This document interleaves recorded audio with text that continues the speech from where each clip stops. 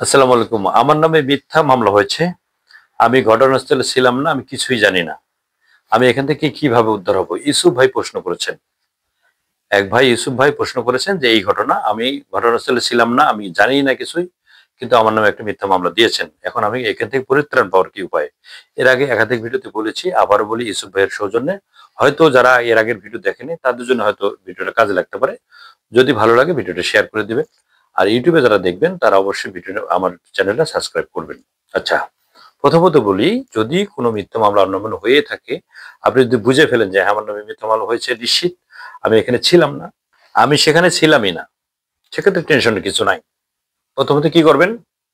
আপনি ওই মামলাটা একটা কপি সংগ্রহ করবেন।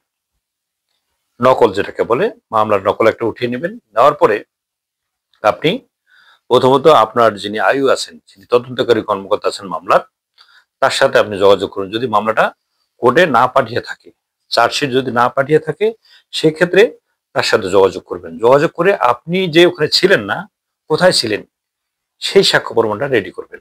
যেমন আপনি একটা অফিসে চাকরি করেন, অফিসে ছিলেন, অফিসের যিনি কর্মকর্তা আছেন, যিনি বস আছেন, তার কাছে একটা প্রত্যয় নেবেন যে আমি এখানে ছিলাম না, এই যে উনি লিখিত দিয়েছেন, তিনি সিল সাব্যতে একটা প্রত্যয়ন দিয়ে দিবে যেন উনি এখানে ছিলেন, আমাদের অফিসে তখন কর্মরত ছিলেন। অথবা আপনি বিদেশে ছিলেন, বিদেশে থাকলে, বিদেশে যদি থেকে থাকেন সেই সময়, তাহলে দেখা যায় যে আপনি যে কত তারিখ গেলেন, আপনার ফ্লাইটের টিকিট আছে, পাসপোর্ট, ভিসা আছে, এগুলো সংগ্রহ করবেন। অথবা আপনি অন্য একটা জায়গায় গিয়েছেন, সেখানে সিসি ফুটেজ আছে, সিসি ফুটেজ সংগ্রহ করবেন। এ যাবতীয় আপনি যে জাস্ট আপনি একটা প্রমাণ দিবেন যে আপনি ওখানে ছিলাম না। এই কাজগুলো যদি, এই কাগজগুলো সংগ্রহ করে যে আপনি আপনার নির্দিষ্ট যিনি আয়ু আছেন, তাকে যদি আপনি দিতে পারেন, তাহলে তিনি আপনাকে কোর্টে কাগজ পাঠানোর আগে, প্রতিবেদন পাঠানোর আগে যদি দিতে পারেন, তাহলে আপনার নামটা বাদ দিয়ে উনি চার্জশিট প্রেরণ করবেন। আরেকটা বিষয় হলো, যদি দেখা যাচ্ছে যে আপনি তার সাথে যোগাযোগ করলেন না, মামলার যিনি তদন্তকারী কর্মকর্তা আছেন তার সাথে আপনি যোগাযোগ করলেন না, কেন করলেন না? আপনার রাগ, এই মিথ্যা মামলা, আমি ছিলাম না, যা হয় হোক।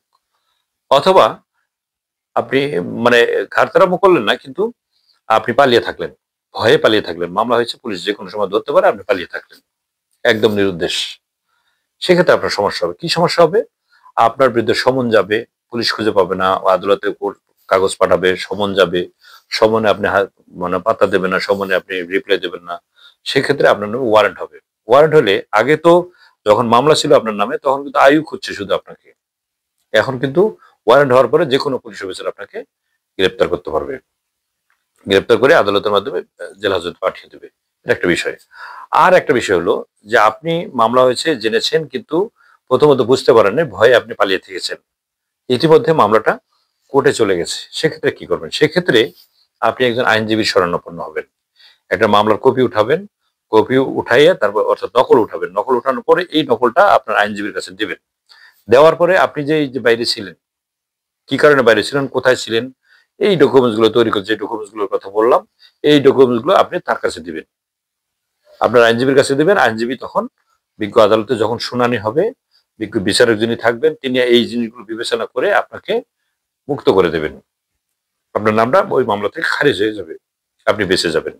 আর যদি আপনি সেটা না করেন, সেক্ষেত্রে আপনারই বিপদ। রাগ করা যাবে না। যদি এটা মামলা হয়, মোকাবেলা করতে হবে। মিথ্যা মামলা হলে কোনো সমস্যা নেই, শুধুমাত্র আপনাকে প্রমাণ করাইতে হবে। প্রমাণ করাইতে হলে আপনাকে চ্যালেঞ্জ করতে হবে, এই দুইজন লোকের কাছে যেতে হবে। মামলা চার্জশিট হওয়ার আগে আপনি আইয়ুর সাথে যোগাযোগ করবেন। চার্জশিট যদি হয়ে যায়, সেক্ষেত্রে একজন আইনজীবীর পরামর্শ নিয়ে তার মাধ্যমে আপনি এটা মোকাবেলা করবেন, তাহলে আপনি বেঁচে যাবেন। তা না হলে কিন্তু আপনার বিপদ থেকেই যাবে। যে যেখানে আছেন ভালো থাকবেন, সুস্থ থাকবেন, নিরাপদে পথ চলবেন। আসসালামু আলাইকুম।